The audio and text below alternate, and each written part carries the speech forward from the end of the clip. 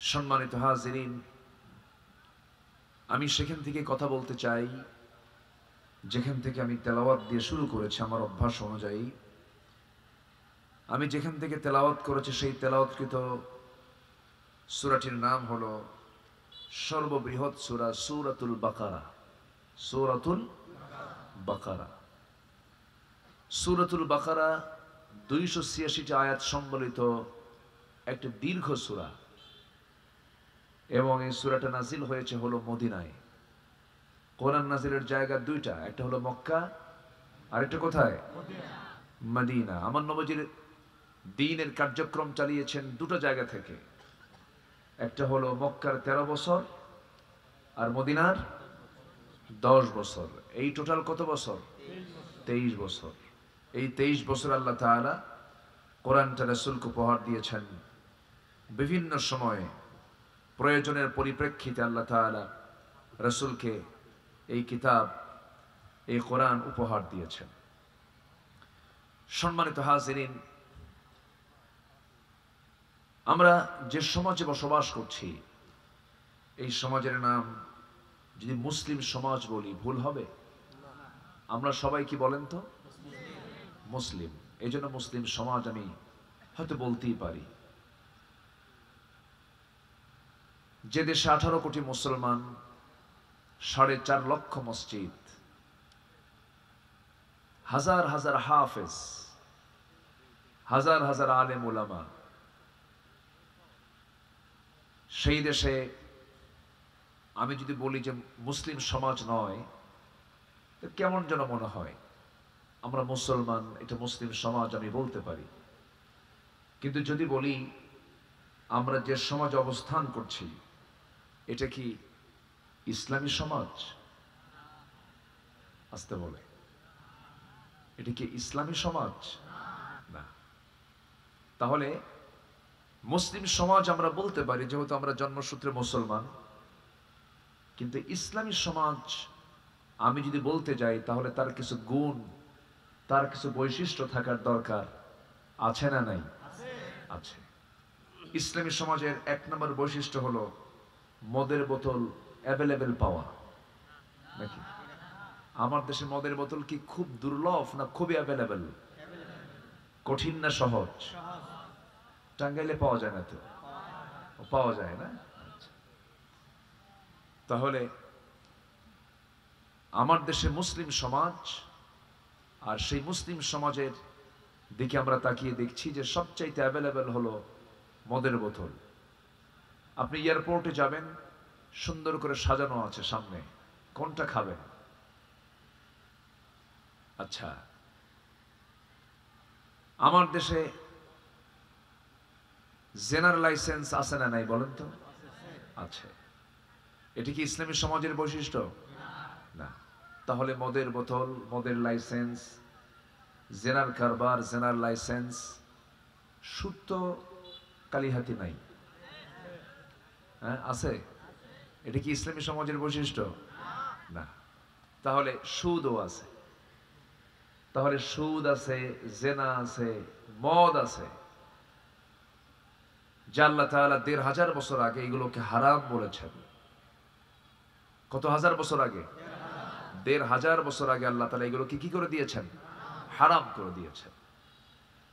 তাহলে আমরা 4.5 লক্ষ মসজিদের এই দেশে, 18 কোটি মুসলিম জনতার এই দেশে, লক্ষ লক্ষ আলেম হাফেজ কোরআনের এই দেশে আমরা কিন্তু মদটাকে অ্যাভেলেবেল করে দিয়েছি, সুদটাকে অ্যাভেলেবেল করে দিয়েছি, জেনাকে লাইসেন্স আকারে দিয়ে দিয়েছি।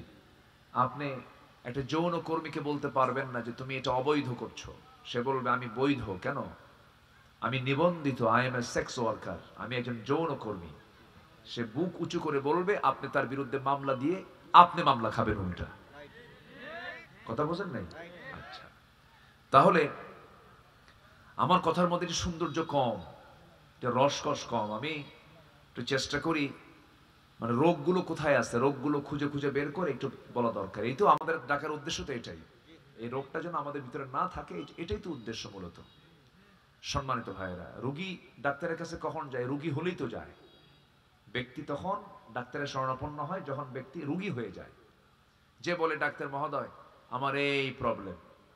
তো আমাদের দায়িত্ব হচ্ছে সমাজের ভিতরে, মুসলিম সমাজের ভিতরে অন ইসলামী কাজগুলো কি কি এগুলোকে সামনে তুলে ধরে এই সমস্ত কাজগুলোকে কেমনে বন্ধ করা যায়, কেমনে দূরে থাকা যায়, ব্যক্তিগত জীবনে সামাজিক জীবনে কিভাবে এগুলো থেকে আমরা পরহেজ হতে পারি, এই জন্য আমাদের কিছু পরামর্শ শোনার জন্য গোটা দেশে আবহমান কাল ধরে চলে আসে, ওয়াজ মাহফিলগুলো চলে আসছে। সম্মানিত ভাইয়ের, আবার এইগুলো নিয়েও বলে ওয়াজ মাহফিল করে লাভ কি, এই জাতীয় কথাও কিন্তু বলে। যাত্রা কইরা লাভ কি, সিনেমা হল বানায় লাভ কি, এই জাতীয় কথা কেউ কিন্তু বলে না। সম্মানিত ভাইয়েরা, সম্মানিত বন্ধুগণ, আমরা কোরআনকে শুনতে এসেছি, বলি আলহামদুলিল্লাহ, জোরে বলি আলহামদুলিল্লাহ। যে যুব সমাজরা আজকের মাহফিলগুলো করে, এই মাহফিলের সুযোগ, এই মাহফিল করার সুযোগ যদি তারা না পায়, তারা সিনেমা দেবে, তারা যাত্রা দেবে, তারা মেয়ে নাচাবে, তারা উলঙ্গপনা করবে, বেহায়াপনা করবে। অতএব একটা কিছু তো করবেই তারা। এর বিকল্প ওয়াজ মাহফিলগুলোর প্রয়োজনীয়তা আছে না নাই? আসতে বলবেন না, আছে না নাই? এখানে আসলে কি চরিত্র নষ্ট হওয়ার কোনো সুযোগ আছে? আচ্ছা, এখানে আসলে কি সময় লস হওয়ার কোনো সুযোগ আছে? খুব গুরুত্বপূর্ণ সময় এটা। কোরআন আমরা শুনতে এসেছি, বলি আলহামদুলিল্লাহ। সম্মানিত ভাইয়েরা, আমি যে সূরা থেকে তেলাওয়াত করেছি সেই সূরাটার নাম যেন কি বলছিলাম? সূরাতুল বাকারা। বাকারা মানে হলো গাভী, যা আমার আপনার ম্যাক্সিমাম লোকের ঘরেই এই প্রাণীটা আছে। এই প্রাণীর কোন অংশ বান্দার কাজে লাগে না বলেন তো? বলেন। সব অংশ, এমনকি পায়খানাটাও কাজে লাগে, জ্বালানিতে লাগে। তো এই সূরাটাও আল্লাহ তাআলা আমাদের জন্য এতটাই গুরুত্বপূর্ণ করে দিয়েছেন। আল্লাহ তাআলা এই সূরার মধ্যে মানব জীবনের যতগুলো দিক, যতগুলো বিভাগ দরকার, সবগুলোকে আল্লাহ তাআলা এই সূরার মধ্যে টাচ করে দিয়েছেন, বলে দিয়েছেন, বাদ রাখেননি। নাম রাখা হয়েছে একটা প্রাণীর নামে। প্রাণীর নামে আরো সূরা আছে, সূরাতুল আনকাবুত, মাকড়সা, নামাল, নাহাল, ফিল। আল্লাহ তাআলা এগুলো প্রাণীর নামে সূরার নামকরণ করেছেন। আল্লাহ তাআলা এটা যে আল্লাহ নাজিল করেছেন, জাস্ট শুধু একটা দুইটা রেফারেন্স দিয়ে আমি মূল আলোচনার মূল পর্বে আমি চলে যাচ্ছি। কোরআন যে আল্লাহর কিতাব, কোনো সন্দেহ আছে? এটা কি অগোছানো কিতাব না গোছানো কিতাব? এলোমেলো না সাজানো? সাজানো। আকাশ সাজিয়েছেন কে? কয়টা আকাশ? আমরা দেখি কয়টা? কয়টা দেখি আমরা? একজন ব্যক্তি 7টা আকাশে দেখেছেন। তিনি কে? মুহাম্মদ সাল্লাল্লাহু। আমরা Marconi, Faraday, James Watt, Copernicus, Einstein, Dalton, Galileo, এরকম যে বড় বড় বিজ্ঞানী, এদের দুই একটা তথ্যের কথা শুনলে আমরা তাদেরকে মহাবিজ্ঞানী বলি। আর আমার নবীজি শুধু এই আকাশ দেখেননি, এই আকাশ দরজা খুলে আরেক আকাশ গেছেন, এরপর আরেক আকাশ গেছেন, এরপর আরেক আকাশ গেছেন, 7 আসমান পেরিয়ে সিদরাতুল মুনতাহা পেরিয়ে আরশ আজিমে তিনি মেহমান হয়েছিলেন। তিনি কত বড় বিজ্ঞানী, সুবহানাল্লাহ বলবেন না? আমরা যেখানে বসে আছি এখান থেকে আকাশ কি এই সেই দূর? বহু দূর। এই আকাশটাকে সাজিয়েছেন কে? তিনি বলেন আল্লাহ তাআলা। যে আল্লাহ এত আকাশ সুন্দরকে সাজিয়েছেন, সেই আল্লাহই কিন্তু কোরআনটা নাজিল করেছেন। তাহলে তার কোরআনটা কত সুন্দর হতে পারে। আমার বন্ধুগণ, আল্লাহ রাব্বুল আলামিন তার নিজের পরিচয় দিতে এক জায়গায় বলছেন, তাবারাকাল্লাযী জাআলা ফিস সামাই বুরুজান ওয়া জাআলা ফিহা সিরাজান ওয়া কমারান মুনীরা। অতীব বরকতময় সেই মহান প্রভু, যিনি এই মহাশূন্যের মাঝে সূর্যটা সুন্দর করে সেট করেছেন, অসংখ্য বুরুজ এখানে সেট করেছেন। আলোকিত চাঁদ তিনি সেট করেছেন। তিনি সেই মহান প্রভু যিনি দিনের স্থলাভিষিক্ত রাতকে করেছেন। আল্লাহ রাব্বুল আলামিন এরপরে বলছেন, তাবারাকাল্লাযী জাআলা ফিস সামাই বুরুজান ওয়া জাআলা ফীহা সিরাজান ওয়া কামারান মুনীরা وهو الذي جعل الليل والنهار خلفة لمن أراد أن يذكر أو أراد شكورا جربون الله أكبر রাতকে দিনের স্থলাভিষিক্ত করে দিয়েছেন। দিনের মধ্যে রাত ঢুকান, রাতের মধ্যে দিন ঢুকান। মুর্দাকে জিন্দা করেন, জিন্দাকে মুর্দা করেন। এমন ক্ষমতা কারো নাই, এমন ক্ষমতা একজনের আছে, তিনি আমার কে? আল্লাহ তাআলা। তার কি সুন্দর তার সৃষ্টির পদ্ধতি, নিপুণ সৃষ্টি তার। তিনি শুধু আমাকে পালেন না, আমাকে লালন পালন করেন না, তিনি সকল প্রাণীর তিনি লালনকারী, পালনকারী। যেরকম সুবহানাল্লাহ। স্থলভাগ এবং জলভাগের মধ্যে সবচেয়ে বড় একটা প্রাণী আছে, যার নাম হলো নীল তিমি, যার হাড়ের ওজন হলো 600 কেজি। হাড়ের ওজন কত? 600 কেজি। যদি হাড়ের ওজন 600 কেজি হয়, মানে একটা গাড়ি, একটা বড় গাড়ির সমান। এই হার্ট বিট হয় প্রতি মিনিটে 8 থেকে 10 বার। এই হৃদস্পন্দনের আওয়াজ শোনা যায় 3 থেকে 4 মাইল দূর থেকে। কেউ তো সুবহানাল্লাহ বললেন না। তাহলে এর যদি হার্ট যদি 600 কেজি ওজন হয়, খায় কি কোন? এর খাবারের যোগান কে দেয়? আল্লাহ।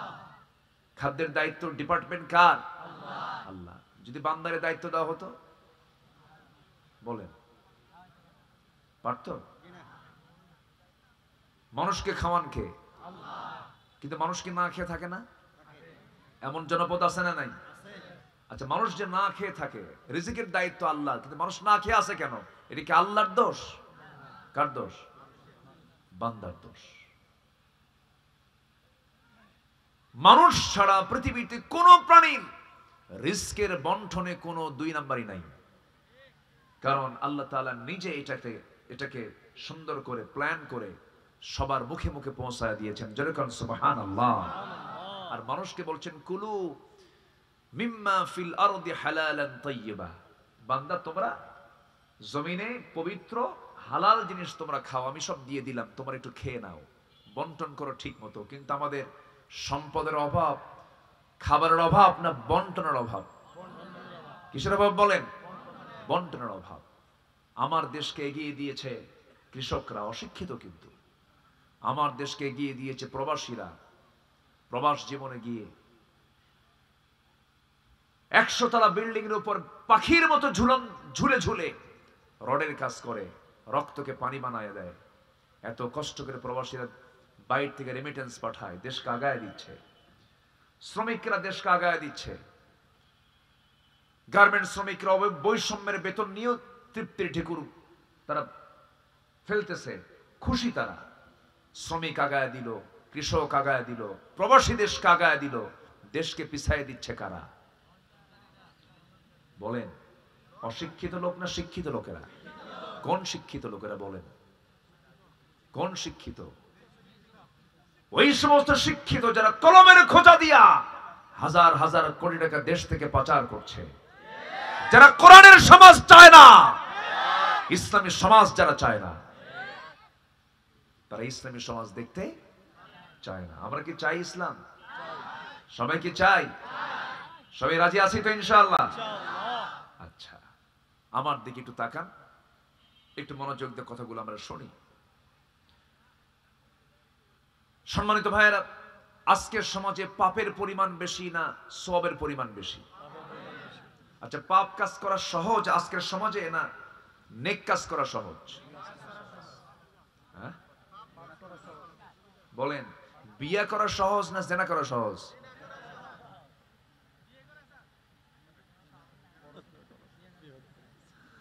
বিয়ে করা সহজ হলে বিয়ে করার পর তো কাবিন খোঁজে, জেনা করলে তো কাবিন টাবিন খোঁজা লাগে না। কি কথা বোঝেন না আপনি? কথা বুঝে নেন, কথার গভীরতা কিন্তু বহুদূর চলে গেছে। বিয়ে করলে কাবিন খোঁজে, আর জেনা করলে পরে বলে না এটা তো 100 টাকার মামলা, এতে কিচ্ছু না, এটা কোনো দোষই না এটা। তাহলে চিন্তা করেন, বিয়ে করলে অপরাধ, আর জেনা করলে বলে এটার শাস্তি সর্বোচ্চ 100 টাকা দণ্ড। সম্মানিত ভাইয়েরা, আজকে জেনাকে সহজ করা হয়েছে, বিয়েটাকে জটিল করা হয়েছে। সুদ আজকে সহজ, যাকাত কঠিন। বেপর্দা সহজ, কোন ইমিগ্রেশন তাকে আটকায় না। বেপর্দা মানে ও মানে প্রগতিশীলা, প্রগতিবাদী, আর যে বোরকা পরে সে জঙ্গিবাদী। আমার কথা কি বুঝে আসতেছে? যে কোনো পরীক্ষায় মুখে দাঁড়িয়ে আছে প্রবলেম, দেখো তো ওরে হাতাও, ওর মধ্যে কিছু আছে কিনা। আর যার মুখে দাঁড়িয়ে নাই সে একদম আকাশ থেকে জিব্রাইল নামছে, ওর মধ্যে কোনো দোষ টোষ নাই। আমি কি ভুল বলতেছি কথা বলবো? বাস্তবতা কিন্তু আমি বলছি। সম্মানিত ভাইয়েরা, তাহলে আমরা সেই সমাজে বসবাস করছি। তো বললাম আমার দেশের কথা, গোটা বিশ্বব্যাপী বৈধ ব্যবসা বেশি না অবৈধ ব্যবসা বেশি? অবৈধ, ইল্লিগাল বিজনেস দিয়ে ছড়াছড়ি। যেরকম ধরেন, বর্তমান দুনিয়াতে সবচাইতে বার্ষিক যে মদ বিক্রির পরিমাণ, যে মদ আল্লাহ তাআলা হারাম করেছেন, সে মদ বিক্রির পরিমাণ হলো 1600 বিলিয়ন ডলার। কত বিলিয়ন ডলার বলেন? 1600 মিলিয়ন না, কিন্তু 1600 বিলিয়ন ডলার।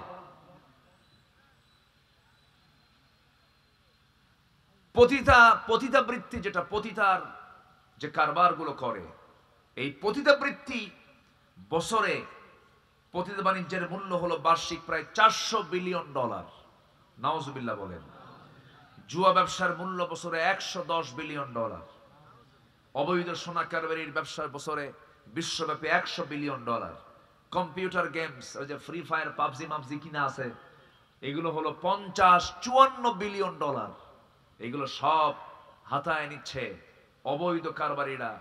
এই সমস্ত বৈশ্বিক মাদক, মদ, অস্ত্র, পতিতা, জুয়া, এরপরে কম্পিউটার গেমস, এই বাণিজ্যের বার্ষিক বাজার মূল্য হলো বছরে 2685 বিলিয়ন ডলার। নাউজুবিল্লাহ বলেন। তাহলে যারা এগুলো করে, আমার দেশেও তো মদের কারবার করার লোক নাই, আছে না নাই? যারা এগুলো করে, তারা বলেন তো, তারা কি কখনো এই সমাজে কি ইসলাম চাবে? তারা কারা? তারা কিন্তু মুজাহিদুল ইসলাম নামের লোক। না হলো মুজাহিদুল ইসলাম, বাপ শরীফুল ইসলাম, আর নিজে হলো শহীদুল ইসলাম। তাহলে মুজাহিদ, শরীফ, শহীদ সব ইসলাম লাগানো আছে, কিন্তু ওরা ইসলাম চায় না। একটু কান লাগাবেন, একটু মনোযোগ দিয়ে শুনবেন। হয়তো ভাববেন যে হুজুর আপনি এগুলো কি শুরু করলেন? আগে ইমানের রোগগুলো দূর করার প্রয়োজন আছে না নাই বলেন? ইমানের রোগ আগে দূর করতে হবে। তাহলে আমার সমাজে আপনি যাদেরকে দেখতেছেন, সবাই মুসলিম হলেও সবাই ইসলাম চায়? আস্তে ইসলাম চায়? বোট ক্লাবে, নাইট ক্লাবে মদের বোতল যে ওখানে পাওয়া যায়, ওই নাইট ক্লাবে, বোট ক্লাবে মদ খেতে যায় কোন আলেম ওলামা? কারা যায়? আস্তে কয়, কারা যায়? যারা মদের আইন পাশ করে। গত বছর একটা জরিপে দেখলাম, দর্শনা, চুয়াডাঙ্গার দর্শনায় একটা মদের ফ্যাক্টরি আছে, গভর্নমেন্ট ফ্যাক্টরি। এটা মদের ফ্যাক্টরি। সেই মদের ফ্যাক্টরিতে গত বছর কয়েক কোটি টাকা লাভ হয়েছে। আলহামদুলিল্লাহ। কি করবেন আপনারা? তাহলে আমাদের টাকার ভিতরে মদ বিক্রির টাকা আছে না নাই? আসতে কয়। আপনি জামানার পীরে কামেল হয়ে বসে আছেন। হ্যাঁ, আপনি যত বড় পীর কেবলা হন না কেন, আপনি রাস্তায় যখন হাঁটবেন, বামে হাঁটবেন না ডানে হাঁটবেন? না, রাস্তায় যখন আপনি চলবেন, হাঁটা মানে রুল মেনে নেওয়া। এখানে তো কোনো নিয়ম নাই, এটা তো কোনো রাস্তা না। ফুটপাত দিয়েও যদি চলতে চান, উন্নত দেশে একটা নির্দিষ্ট হাঁটারও নিয়ম আছে, গাড়ি নিয়ে চলারও নিয়ম আছে। আমার দেশের নিয়ম বামে না ডানে? আপনি যত বড় পীর কেবলা হন, পারবেন ডানে যেতে? পারবেন। আপনি ইসলাম মানবেন কেমনে বলেন? এতক্ষণ ধরে কিন্তু আমি আপনাকে প্রশ্ন করে গেলাম। আসেন, আল্লাহ তাআলা কি বলছেন। এই সমস্ত অপরাধগুলো, এই সমস্ত দোষগুলো সমাজ থেকে যদি আমরা মূলোৎপাটন করতে চাই, আমাদের করণীয় কি, আমাদের কাজগুলো কি, আমরা একটু শিখে নেই। জোরে বলি ইনশাআল্লাহ, জোরে বলি ইনশাআল্লাহ। আমার বন্ধুগণ, আল্লাহর কালাম যে আল্লাহ নাজিল করেছেন তার বড় প্রমাণ দিতে গিয়ে আমি অনেক লম্বা অনেক দিকে চলে গেছিলাম। একটা আয়াতের রেফারেন্স দিয়ে আমি মূল আলোচনার দিকে আবার ফিরে যাচ্ছি। কোরআনটা অগোছালো না গোছালো, সাজানো না অসাজানো? সাজানো কিতাব। কোরআনের একটা আয়াত যে সেট করেছেন আল্লাহ তাআলা, আকাশের সূর্য 1 ইঞ্চি কাছে যদি রাখা হতো পৃথিবী জ্বলে পুড়ে ছারখার হয়ে যেত। তারকাগুলো আল্লাহ রাব্বুল আলামিন রেখে দিয়েছেন জায়গা মতো। এক একটা তারকার পরিধি, একটা তারকা এত বড়, এক একটা তারকা আছে ব্যাটেল জুই, সুপারনোভা, ড্রাই, সমস্ত তারকাগুলো যা আছে অসংখ্য তারকা। এক একটা তারকা সূর্যের চাইতে 33 কোটি গুণ বড়। সব কিছু সাজিয়ে রেখেছেন তিনি কে? যায়্যানা সামা আদ-দুনিয়া বিমাসাবিহ। সে আল্লাহ তাআলা কোরআনকে সাজিয়েছেন। কোরআন শরীফের সবচেয়ে বড় সূরা সূরাতুল বাকারা, 286 আয়াত সম্বলিত এই বিশাল বড় সূরা, 286 আয়াত। 286 অর্ধেক কত বলেন তো? 286 অর্ধেক কত? 143। আচ্ছা, আপনি কি রাগ করতেছেন নাকি? হুজুর শুনতে আসলাম ওয়াজ, শিখানো অঙ্ক, এটা কেমন কথা? রাগ করতেছেন না তো? একটু প্রশ্ন করলে মনোযোগটা বাড়ে। 143 অঙ্ক জানা দরকার আছে। অঙ্ক না জানলে তো জান্নাত পাওয়া যাবে না। তাআল্লামুল ফারাইদা ফাইন্নাহা নিসফুল ইলমি। ফারায়েজের জ্ঞান অর্জন করো। রাসূল বলেছেন সমস্ত জ্ঞানের অর্ধেক হলো ফারায়েজের জ্ঞান। শিখতে হবে, জানতে হবে। না অঙ্ক জানলে জান্নাতের অঙ্ক মেলানো যাবে না। 143 কোরআনের আয়াত যে আল্লাহ তাআলা সেট করেছেন প্ল্যান মতো। শুধু একটা উদাহরণ দিই, আমি মূল জায়গায় চলে যাচ্ছি। তাহলে 143 নম্বর আয়াত হচ্ছে ঠিক সূরা বাকারার মাঝখানের আয়াত। আল্লাহ তাআলা এই আয়াতে কি বলছেন দেখেন। সংখ্যার সাথে আল্লাহ তাআলা মিল রেখেছেন অর্থের। সুবহানাল্লাহ বলেন। আল্লাহ রাব্বুল আলামিন বলেন, وَكَذَلِكَ جَعَلْنَاكُمْ أُمَّةً وَسَطًا لِتَكُونُوا شُهَدَاءَ عَلَى النَّاسِ وَيَكُونَ الرَّسُولُ عَلَيْكُمْ شَهِيدًا। আমি তোমাদেরকে এমনই করে মধ্যম জাতি করে দুনিয়াতে পাঠিয়ে দিয়েছি। প্রথমে পাঠাই নাই, শেষও পাঠাই না, আমরা হলাম মধ্যম জাতি। কে বলছেন? আল্লাহ তাআলা আয়াতটাও সেট করেছেন শেষে, প্রথমে না মধ্যমে? ঠিক মাঝখানে দিয়েছেন। অর্থের সঙ্গে মিল রেখে আয়াতের সেটিং দিয়েছেন। এইরকম করে আপনি হাজারো জায়গা আপনি রেফারেন্স নিতে যাবেন, সব জায়গায় সংখ্যা তত্ত্বের এক অপূর্ব সমন্বয় ঘটেছে কোরআনের ভিতরে। ইন্নী রাআইতু 11 কাওকাবা। ইউসুফ আলাইহিস সালাতু ওয়াস সালাম যখন বলেন, আব্বা আমি 11টা নক্ষত্রকে স্বপ্নের মধ্যে দেখতে পেলাম। কয়টা নক্ষত্র? ইন্নী রাআইতু 11 কাওকাবা। এই বাক্যের মধ্যে আল্লাহ তাআলা 11টা নক্তাও দিয়েছেন। 11টা নক্তা দিয়েছেন। আবার তারকা কয়টা? 11টা। এরকম করে বহু অসংখ্য সংখ্যা তত্ত্বের এক অপূর্ব সমন্বয় ঘটনা এই কিতাব, যার প্রতিটি শব্দ কিতাব, প্রতিটি বাক্য কিতাব, প্রতিটি হরফ কিতাব। বিশাল দরিয়া, বিশাল বড় নিয়ামত আল্লাহ তাআলা আমার আপনার জন্য দিয়েছেন। আমরা কোরআনটা পড়ব বেশি করে। জোরে বলি ইনশাআল্লাহ, জোরে বলি ইনশাআল্লাহ। আমি এই মাহফিল কমিটির মাধ্যম দিয়ে এই গ্রামে আমি একটা যুব সমাজদের একটা দায়িত্ব দিয়ে দেব। সেটা হলো এই গ্রামে থাকবে প্রত্যেকদিন সকালবেলা কোরআন শেখার একটা জায়গা। জোরে বলি ইনশাআল্লাহ। নোট করে নেবেন, কোরআন শেখার জায়গা। এবং এই গ্রামকে আমি দেখতে চাই একটা বেনামাজি মুক্ত গ্রাম ইনশাআল্লাহ। আমি দুটো প্রপোজ দিয়ে গেলাম। কামান্না এই গ্রামটা হবে বেনামাজি মুক্ত গ্রাম। জোরে বলি ইনশাআল্লাহ, আর জোরে বলি ইনশাআল্লাহ। কাজ করতে হবে প্ল্যান মাফিক। আপনি বাংলাদেশ, আপনি একাই বাংলাদেশ, এটা ভেবে কাজ করতে হবে। আমরা বহু দেখলাম তো, সব দেখা শেষ। আগামীর দেশ আমরা দেখতে চাই কোরআনের দেশ। জোরে বলি ইনশাআল্লাহ, আর জোরে বলি ইনশাআল্লাহ। যে দেশের মানুষ ঘুম থেকে উঠে আজান শোনে এবং আজান শুনেই নামাজ শেষ করে আবার ঘুমের দিকে চলে যায়, সেই দেশে আমরা ইসলাম ছাড়া অন্য কিছু চাই না। আমরা জোরে বলি ইনশাআল্লাহ। সম্মানিত ভাইরা, সবাই একটু মনোযোগ দিয়ে শুনবেন। আল্লাহ রাব্বুল আলামিন বলছেন, বালা মান কাসাবা সাইয়্যাতান ওয়া আহাতাত বিহি খাতিআতুহু ফাউলাইকা আসহাবুন নার হুম ফিহা খালিদুন। তবে হে বান্দা, তুমি যদি পাপ করো, তুমি যদি গুনাহ করো, গুনাহ তোমাকে পাকড়াও করে ফেলবে, গুনার দ্বারা তুমি আক্রান্ত হয়ে যাবে। যখন কোনো বান্দার মধ্যে গুনাহ ঢুকে যায়, তার মধ্যে 7টা নিন্দনীয় জিনিস চলে আসে। কয়টা বলেন? বলেন কয়টা? আমি কি একটাও বলছি? শুধু পয়েন্ট আকারে আমি দিচ্ছি, এটা মাথায় রাখবেন। আমি একটা একটা করে বলবো। জোরে বলি ইনশাআল্লাহ। পাপ কাজ করলে তার মধ্যে 7টা নিন্দনীয় দিক চলে আসে। কয়টা নিন্দনীয় দিক চলে আসে? 7টা। এতক্ষণ ধরে ওয়াজ করছে দুইজন, একটা মেশিন আর একটা আমি। কি যে একটা আমি আযাবে ছিলাম এতক্ষণ, প্রচন্ড আওয়াজ। এটা আরো দূরে দিতে হয়, কোন ওয়ালের পিছনে দিতে হয়। এই দেখেন এখন শুনশান নীরব একটা পরিবেশ। আলহামদুলিল্লাহ। একটা সাউন্ডকে সুন্দর করার জন্য চতুর্দিকের সাউন্ডকে সাইলেন্ট রাখতে হয়, তাহলে একটা প্রাণবন্ত পরিবেশ চলে আসে। সম্মানিত ভাইয়েরা, তাহলে পাপ আমি যখন করব, আমার মধ্যে কয়টা জিনিস চলে আসবে? 7টা।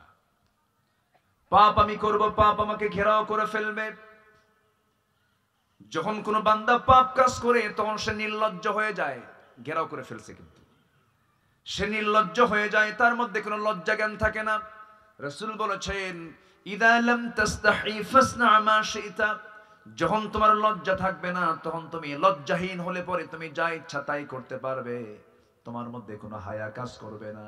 আর যার মধ্যে লজ্জা চলে যায়, লবণ শূন্য তরকারি যেমন খাওয়ার জন্য অনুপযুক্ত উপযুক্ত নয়, যে সমস্ত মানুষগুলো লজ্জাহীন অথবা লজ্জাহীনা, তারা হলো লবণ শূন্য তরকারির মতো, কোনো মূল্য তার নাই। মানুষের হায়া থাকতে হবে। হায়াটা সবচেয়ে বড় একটা গুণ। ইমানদারের সবচেয়ে বড় গুণের মধ্যে একটা গুণ হলো সে লজ্জাশীল হবে, তার মধ্যে শালীনতা থাকবে, তার মধ্যে একটা সুন্দর আচরণ থাকবে, কথার মধ্যে লজ্জা কাজ করবে, আচরণে লজ্জা কাজ করবে, তাকানোতে লজ্জা কাজ করবে।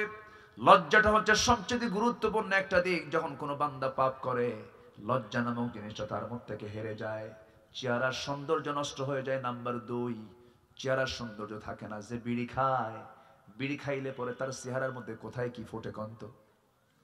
কি হয়? আল্লাহ ঠোঁট যেটা দিছে, ঠোঁট একদম আল্লাহ উঠায় নেয়, তোর চেহারা বানায় দেবো বিড়িখোর। কি বানায় দেবো? বিড়িখোর। সৌন্দর্য নষ্ট হয়ে গেল। কিন্তু পাপ করলে আবার মাহফিল এসে বলে, হুজুর বিড়ি খাওয়া কি জায়েজ নাই? মানে উনি জায়েজের চেষ্টায় আছে। বিড়ি খাওয়া জায়েজ না না জায়েজ, এটা হুজুর আগে বলতে পারবে না, ডাক্তার আগে বলতে পারবে। ডাক্তার যদি না জায়েজ কয়, আমি কি জায়েজ কব? বিড়ি খায়। হ্যাঁ, ও জর্দা, ও হুজুরে ধরবেন আপনি না? ও আচ্ছা। হ্যাঁ, এরা আগুন দিয়ে পুড়ে খায়, আর আরেকটা গ্রুপ হলো ডাইরেক্ট খায়। একই তো জিনিস, পাতা তো একটাই। যে লাউ সেই কদু, তাই না? এটা ঠিক না। যেটা শরীরের জন্য ক্ষতি, ইসলাম কখনো তাকে জায়েজ করবে বলেন তো? তাকে জায়েজ করবে না। আকলমন্দ ইশারা বাসাত। আমি বেশি লম্বায় যাব না, দরকার নাই। কোন নেশার কাছে ইমানদার যেতে পারে না। পান খায়া আমার রাসূল যখন মারা যান, দাঁতগুলো মুক্তোর দানার মতো ঝিলিক মারত, এবং মেসওয়াক ছিল তার নবীজির জীবনের শেষ সুন্নাহ, শেষ আমল। আর এমন পান খাওয়া খায়, মানে তার জন্মই হয়েছে পান খাওয়ার জন্য। এরকম আছে না? এরকম আছে না? রাত 3টার দিকে উঠে দেখে চাবাচ্ছে। সব সময় চাবায় কোন প্রাণী? কথা বলেন নাই? এত চাবান কেন? না, মুখটাকে পরিচ্ছন্ন রাখবো আমরা। জোরে বলি ইনশাআল্লাহ। জোরে বলি ইনশাআল্লাহ। রাগ করা যাবে না। রাগ করতেছেন নাকি আপনারা? রাগ করা যাবে না। কেন, কি দরকার? এটা না খেলেও তো হয়। কোন নবী কি খাইছে এগুলো? এরকম পাইছেন কোথা? আমি কেন যাবো এগুলোতে? হ্যাঁ, আপনি পানের রসটা নিতে পারেন, আপনি রসটা খেলে অনেকে বলেছেন এটা ভালো, স্টমাকের জন্য ভালো, ভালো আপনি খেতে পারেন, পানের রস আপনি খেতে পারেন। কিন্তু হাকিমপুরি রহমতুল্লাহ আলাইহি কেন? হ্যাঁ, হাকিমপুরি রহমতুল্লাহ আলাইহি কেন? এটা তো হাকিমপুরি খাওয়া যাবে না, কোনো পুরি টুরি খাওয়া যাবে না। যেটা লিগ্যাল এটা মানতে হবে। আপনি পান খাবেন, পানের চেহারাও কিন্তু আপনার মুখে ফুটে ওঠে, দাঁত বিকৃত হয়ে যায়। কি দাঁত কি ঠিক থাকে? বিকৃত হয়ে যায়। আমার বন্ধুগণ, তামাকের কারণে ক্যান্সার হয়। কি হয়? ওয়ালা তুলকু বিআইদিকুম ইলা তাহলুকা, নিজকে তুমি ধ্বংসের দিকে ঠেলে দিও না। কার কথা? তাহলে এটা কি কম হুকুম? ওয়ালা তুলকু বিআইদিকুম ইলা তাহলুকা, নিজকে ধ্বংসের দিকে ঠেলে দেওয়া যাবে না। যে বিড়ি খায়, বিড়ির চিহ্ন তার ঠোঁটে চলে আসে, পাপ করবে, পাপের চিহ্ন তার চেহারায় ফুটে ওঠে, সৌন্দর্য নষ্ট হয়ে যায়। যে কেউ মদ খায়, মদ খেলে পরে তার চোখটা লাল হয়ে যায়, তাকে দেখলে মানুষ বলে ফেলে এই লোকটা মদারু। ঠিক কিনা বলেন? এটা মদ খায়, তাহলে পাপ করবেন আপনি, পাপ আপনাকে ঘেরাও করে ফেলবে, পাপ আপনাকে অ্যাটাক করে ফেলবে। আল্লাহ তাআলার আয়াতটা কত সুন্দর যুক্তিযুক্ত দেখেন। বালা মান কাসাবা সাইয়্যাতাও ওয়া আহাতাত বিহি খাতিআতুহু, পাপ তোমাকে পাকড়াও করে ফেলবে, তোমাকে ঘেরাও করে ফেলবে। আল্লাহ তাআলা সমস্ত নেশাকে হারাম করে দিয়েছেন। কেন? আল খামরু উম্মুল খাবাইস, পাপ হলো সমস্ত পাপ, মদ হলো সমস্ত পাপের মা, মদ হলো সমস্ত পাপের মা, সব পাপের মা হলো মদ। সেই মদ আজকে অ্যাভেলেবল, খুব ইজি ব্যাপার, এটা কোনো বিষয়ই না, দ্যাটস নো ম্যাটার, এটা কোনো প্রবলেমই না। বিয়ের অনুষ্ঠানে একটা মদের বোতল থাকবে, এটা হয়, আছে না? ঈদের দিন সারা মাস রোজাও রাখছে, মুখে দাড়ি কাটে নাই, সব ঠিকঠাক ছিল। সবে কদরের রাতে হুজুরকে ডাক দেবে, হুজুর আপনি এমন দোয়া দিবেন, দোয়ার ঠেলায় যেন আমি জান্নাত পার হয়ে জাহান্নামে যাই, যা তুই জাহান্নামে। ঈদের দিন আসলো, বিকেল বেলা মদ খায় শীত হয়ে পড়ে আছে, লাভটা কি? এটার নাম লাইফ স্টাইল। এটা ইসলাম এই লাইফ স্টাইলকে পছন্দ করে। ডাবল স্ট্যান্ডার্ড ইসলামে নাই, ডাবল স্ট্যান্ডার্ড ইসলামে নাই। আমার দেশের কিছু অভিনেতা চলে যায় মাঝে মাঝে ওমরায়, যায় বলে আমি ওমরায় আসছে, দোয়া করেন আমি যেন ওমরার কাজ সম্পূর্ণ করে দেশে ফিরে যেন সিনেমার বাকি কাজ সম্পূর্ণ করতে পারি। সারা জীবন নাচানাচি কইরা নির্বাচনের আগ দিয়ে মসজিদের মধ্যে মেম্বারে বসে টুপি মাথায় দিয়া ভোট চায়, আছে না? আছে না? নাই? এগুলো ডাবল স্ট্যান্ডার্ড, এগুলো চরিত্রহীন লোক, এগুলো কখনো ইমানদার হতে পারে না। কষ্ট পাচ্ছেন নাকি আপনারা? আবার কিছু হুজুরও আছে, সিনেমা হল উদ্বোধন হবে, হুজুরে ডাক দেয়, হুজুর দোয়া করে আল্লাহ এই সিনেমা হলের বরকত দিয়ে দাও। এরকম হুজুর আছে না নাই? কোথায় যাবেন আপনি? কত যে বিচিত্র। হ্যাঁ, কত শুনবেন, কত দেখবেন, এগুলো আগেও ছিল, এখনো আছে। এগুলোকে নিয়ে আমাকে আপনাকে চলতে হবে, চেষ্টা করতে হবে সমাজ থেকে পাপ কেমন করে দূর করা যায়। এই দায়িত্ব আমাকে কে দিয়েছেন? কে দিয়েছেন?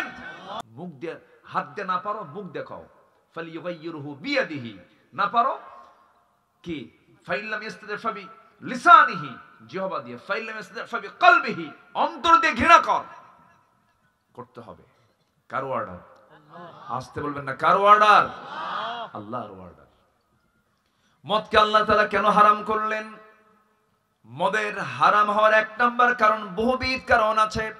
এক নাম্বার কারণ হলো মদ্যপান করলে পরে সে সুস্থ না অসুস্থ? কোন দিকের অসুস্থ বলেন? তাল না মাতাল? তাল না মাতাল? সমস্ত গন্ডগোল হয়ে গিয়ে শুরুতে কোথায় গিয়ে গন্ডগোল হয়? হেড অফিস, মস্তিষ্কে সমস্যা। মাথা যদি গন্ডগোল হয়ে যায়, চরম সমস্যা। মাতালের জন্য আল্লাহ রাব্বুল আলামিন মদকে হারাম করে দিয়েছেন, নেশাকে হারাম করে দিয়েছেন।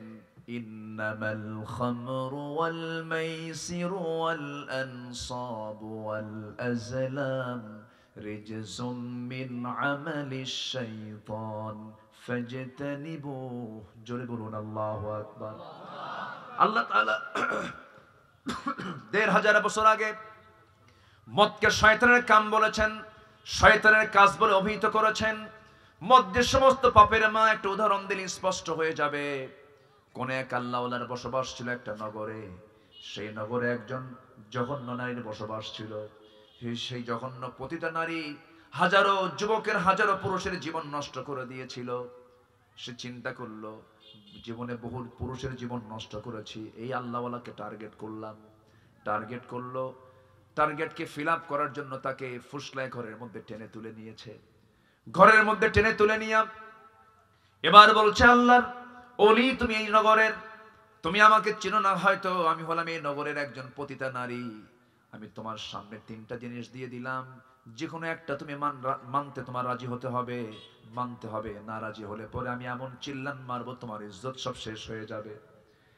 এই পেঁচে ফেলায় দিয়ে বলতেছে, শোনো আল্লাহর ওলি, নাম্বার 1, এই যে মদের বোতলটা দিলাম, মদের বোতল থেকে তোমাকে মদ্যপান করতে হবে। তা যদি না পান করো, নাম্বার 2 অপশন হলো আমার সঙ্গে জেনা করতে হবে। তা যদি না পারো, এই যে একটা শিশু দাঁড়ায় আছে, এই শিশুকে তোমার হত্যা করতে হবে। এই 3টার যে কোনো একটা তোমার করতে হবে। সঙ্গে সঙ্গে আল্লাহওয়ালা মনে মনে চিন্তা করে, কেমন করে এই 3টা কাজ করব আমি? খুন তো প্রশ্নই আসে না, খুন তো প্রশ্নই আসে না। কাতলুন নাফস, কাতলুন নাফস মানে তাকে ও তার উপরে হত্যার বিধান কোনো ক্রমেই তো সম্ভব নয়।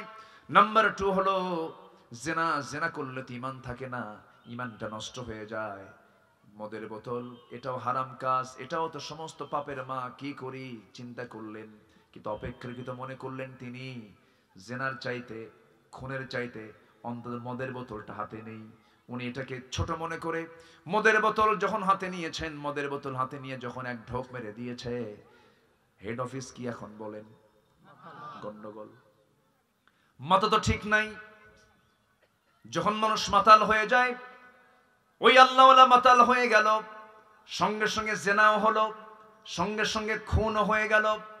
আল খামরু উম্মুল খাবাইস, মদ যে সমস্ত পাপের মা। মদ আছে যেখানে, জেনা আছে সেখানে, জেনা আছে যেখানে, খুন আছে সেখানে, ঠিক কিনা? আল্লাহ তাআলা কত আগে এগুলোর ক্ষতির দিকগুলো তুলে ধরেছেন, কিন্তু আজ এই সমস্ত বিষয়ে যখন আমরা কথা বলতে যাই, তখন আমরা দোষী হয়ে যাই, অপরাধী হয়ে যাই। আমরা তখন মৌলবাদী হয়ে যাই, কট্টরপন্থী হয়ে যাই, ধর্মান্ধ হয়ে যাই। আমাদেরকে ধর্মান্ধ বলে গালিগালাজ দেয়। আমরা তো ধর্মের ব্যাপারে কি আমাদের অন্ধ হতে হবে না? ধর্ম মানতে হবে কি নিজের মতো করে, না ধর্মের মতো করে? ইসলাম মানতে হবে কি আমার মতো করে, না ইসলামের মতো করে? তাহলে এখানে তো অন্ধই হতে হবে। ওরা ধর্মান্ধ বলে গালি দেবে, আমরা শুনবো। ইসলাম মানবো আমরা উদার ভাবে না কট্টর ভাবে? তো ওরা তো গালি ঠিকই দেয়, ওদের কথা তো রাইটই আছে। আমরা ইসলামকে সলিড মানবো, জোরে বলে ইনশাআল্লাহ। সম্মানিত ভাইরা, মদ খেলে সে সেন্সলেস হয়ে যায়, সে বউকে চেনে না, সে বউ আর নিজের মেয়েকে পার্থক্য করতে পারে না। কি ঠিক কিনা বলেন? তার যে বউ, তার ঘরের যে বউ কোনটা আর মেয়ে কোনটা, সে এটাকে পার্থক্য করতে পারে না। এই জন্য মদকে আল্লাহ তাআলা হারাম করেছেন। কোন এক বেচারি মদ খায়া রাত 3টার দিকে গেছে, দরজায় গিয়ে ডাকতেছে, বউ দরজা খুলো। বউ তো মনে মনে চিন্তা করে, ও তো খাইছে, রাত 3টায় যখন আসছে তো খাইছে তো, কারণ বউ তো জানে স্বামীর চরিত্র কেমন। এই পৃথিবীতে চারিত্রিক সনদ কোথাও থেকে না নিয়া প্রত্যেক পুরুষের উচিত আমার চারিত্রিক সনদ নিতে হবে আমার বউয়ের কাছ থেকে। কি কথা কি ক্লিয়ার? কারণ বউ জানে আমার স্বামী কত নাম্বার লুচ্চা। কি কথা ঠিক আছে? কতটুকু ভালো আর কতটুকু মন্দ বউ কিন্তু জানে। আমার রাসূল বলেছেন, আমি আমার স্ত্রীদের কাছে ভালো, তোমরা তোমাদের স্ত্রীদের কাছে ভালো হয়ে যাও। যেরকম সুবহানাল্লাহ। অন্যের কাছে ভালো হওয়া যায়। নেতা মঞ্চে এসে খুব আল্লাহওয়ালা হতে পারেন, কিন্তু বাড়ির বউ জানে যে এটি কোন নেতা। কথা বোঝেন নাই? হ্যাঁ, এই জন্য আমার রাসূল ছিলেন এমন লিডার, যে লিডার ঘরেও ভালো ছিলেন, বাইরেও ভালো ছিলেন, দিনও ভালো ছিলেন, রাতেও ভালো ছিলেন। সেই নেতাকে আমরা মানবো, অন্য কোন নেতা আমরা মানি না, মানি না, মানি না। ঠিক কিনা?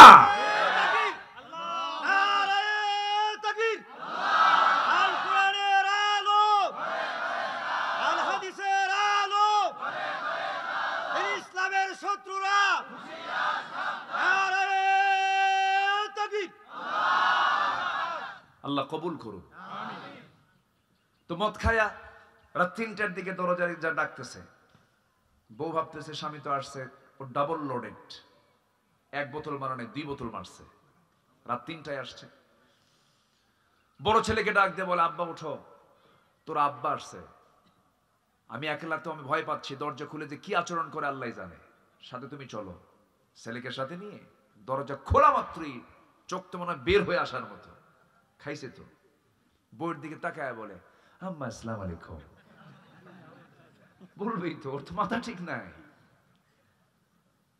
বউ কয়, হাই রে আমার পোড়া কপাল, তোমার কি একটু হুঁশ হলো না? তুমি কার সামনে আম্মা বলে ডাকো? যুবক ছেলে পাশে দাঁড়ানো, তোমার ছেলের দিকে তাকায় বলে, দুলা ভাই আসসালামু আলাইকুম। বুঝেন নাই? বিষয়টা তো এরকমই। আজকে সেই জিনিসগুলোকে আমরা অ্যাভেলেবেল রেখে দিয়েছি।